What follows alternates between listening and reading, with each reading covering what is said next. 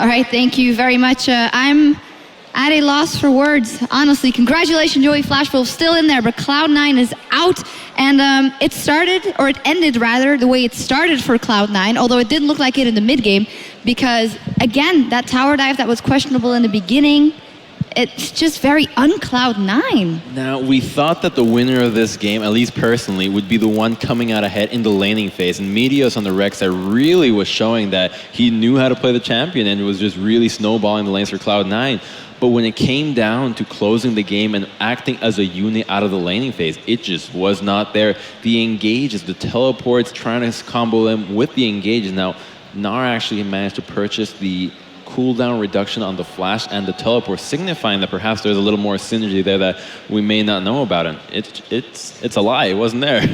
Well, I mean, just coming into this game too, I think Meteos, we had a lot of discussions about this on the desk in terms of his itemization, because when you go up 7-0 in kills on a jungler, certainly it's an unorthodox situation, but at that point, do you just build a Hydra right there and try and like duel the Zed, try and get that split push going with Rek'Sai? You're on this very mobile champion on the map. You can put down a lot of pressure by yourself and nullify that Zed to a certain degree and therefore kind of win more lanes. Because if we think about it right there, Cloud9, he'd gotten his lanes ahead, but he was the really big one right there. Can't he just keep like pushing to that advantage? And we flirted with the idea of perhaps going and investing, even though you have to pay a little bit more to switch it. The kills were coming in before the completed jungle item. Maybe go for a skirmisher's blade, a skirmisher's saber in the jungle. Now all of a sudden, Zed has no chance of dueling you with a Hydra on top of that, and now you actually have a way of winning the game without having to practice on that synergy that was, is depressing.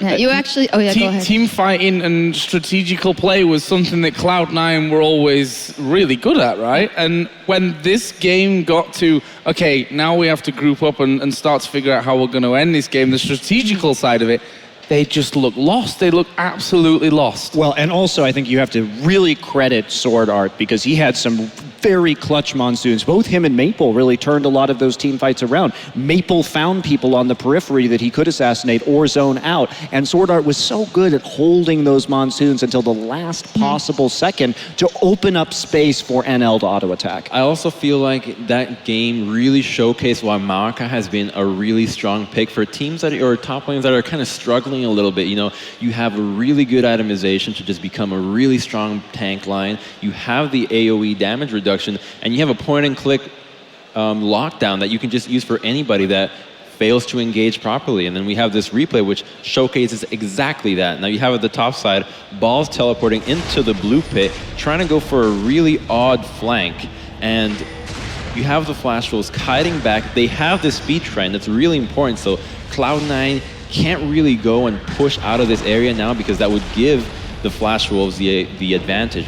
He uses the hop over this, and at this point, when Meteos commits to using his E, he's all of a sudden completely vulnerable. A Maokai W gets him out of the fight right from the get-go, because he has no way of hitting the back line. And I think the hero for this fight happened to be Maple, because now he's the one that's hitting the back line. He ultis the Corki, gets him out of the fight, forces him to Valk out, and now you have Maple, Caitlyn surviving with the incredible monsoon and just dishing out free autos everywhere. And you have to point out right there too that the Lissandra ultimate came in after Cataclysm was already laid down. Jarvan was really a very poor target to use that Lissandra ultimate on right there. We've talked about Cloud9 having these issues playing Lissandra. Balls hasn't really shown up on it. High hasn't shown up on it. And you have to be better in the late game about selecting targets. Obviously, it's not a skill shot, but it is critical that you get it on the right person. With Jarvan already landing all of his AoE, popping out of the Cataclysm, they had great zone for Caitlyn. It could have been held longer. Yeah, we were discussing the Caitlyn pick before, and I also saw Candy Panda tweeting that it's not so good early. We've seen it a couple times here. What if it was all thought through from the Joey Flash Wolves? They knew that Cloud9 would be able to close it out. They had looked at that first game, and they wanted to go for that one, T. Bravo to them. Caitlyn is a good pick if you can get over that power trough. You know, we talk about it in the early game. You can get the fast push down. You can harass people out of lane. But then she just enters this very extended fallow period. But I mean, 6-item Caitlyn is still a 6-item Caitlyn. You're going to be doing a ridiculous amount of damage at that very long range, and that's what we saw. Yeah, we did. So they pull it out here, and let's go over to Chobra because he's got Steak with him for a post-game interview. Thank you, Shox, and I am indeed here with Steak. I'm very excited to stand next to Steak in his beautiful hair, but congratulations are in order for winning that losers match and staying in the competition here in Group A. So congratulations. How do you feel? 恭喜你，我们想知道你现在感觉怎么样？感觉没有很开心，因为我们今天是打得没有很好，对，但是我们明天表现还好，第二场后面的表现有比较稳一点。So at first, I'm very happy that, but at first we had a lot of mistakes that we made, but we're still really happy with our win today. Sounds good. You should be. And yeah, let's talk about that first game a little bit. The first game seemed a little bit rough for you, and especially for you on NAR. There seemed to be some team communication issues with your teleport, and you guys looked just a little bit dazzled by your opponent's SK Gaming. Just what were your talks after that game? How did you recover from that match? 你第一场玩那儿的时候可能有点沟通问题，可不可以给我们分析一下，你是怎么做什么样的改变才能恢复状态？因为我们第一场只是输给是我们输给我们自己，因为我们打不好，所以第二场我们基本上都知道我们应该会赢的。Okay, so we learned a lot of what we had to do from our first game, and so we made a lot of changes because of that. Well, sounds good. Of course, as the result shows, you did indeed. But even in the second game against Cloud9, Meteos was everywhere in that early game, ganking all around the map, of course, taking a lot of kills, and it looked like he was going to help C9 take the win. Did you ever feel like it was slipping away too far, or did you have faith in your late game composition, even if it was all AD?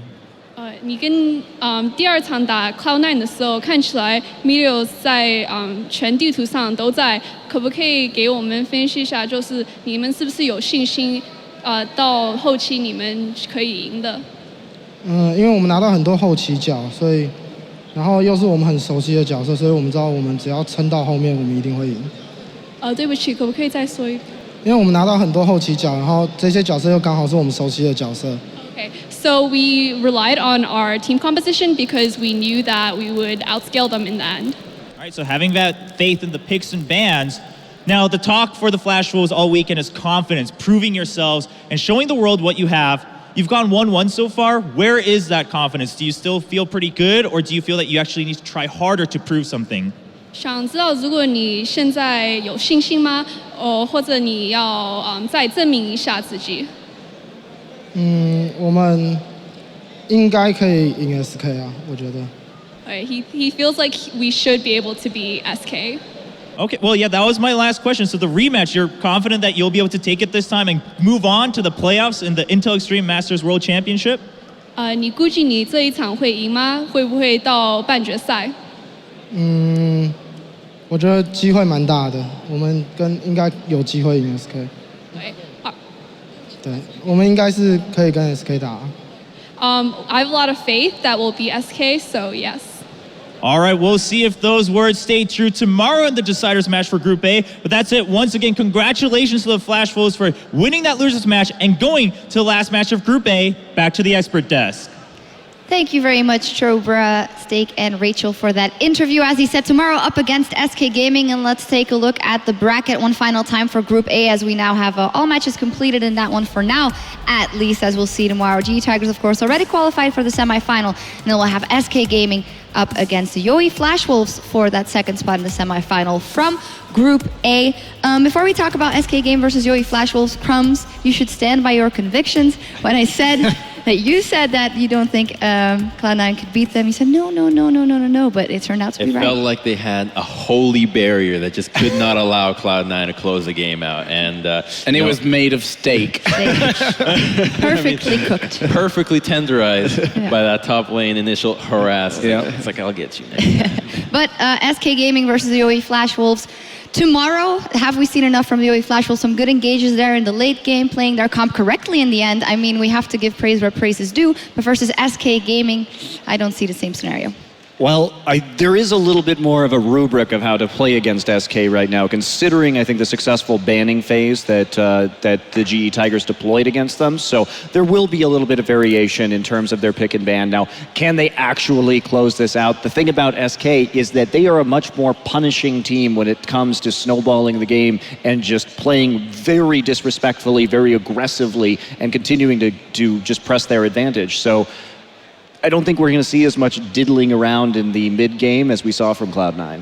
I do think it's going to be a closer match than the first time around that we saw the Flash Wolves versus SK, just because the one dimension that SK seems to be playing at, and with a proper ban phase, as we saw the GE Tigers use against them, it really hindered their ability to kind of play that same style out, particularly the Annie from N-Rated, which by getting the Lulu out of the picture, then all of a sudden you no longer have the ability to protect your AD carry and really just drop the whimsies on any assassins trying to get into the backline. Yeah, and that's a big thing as well. I actually saw N-Rated outside and pretty devastated actually after that loss, and that makes me think, you know, how strong mentally here are SK Gaming. Obviously they've already shown the flaws. They've played here today like they play usually in the domestic league, which kind of points me to say, if they're just playing one style, you've got to be able to counter that style. And yes, they didn't do it today, but maybe tomorrow with the right amount of watching that game back, watching the G Tigers back,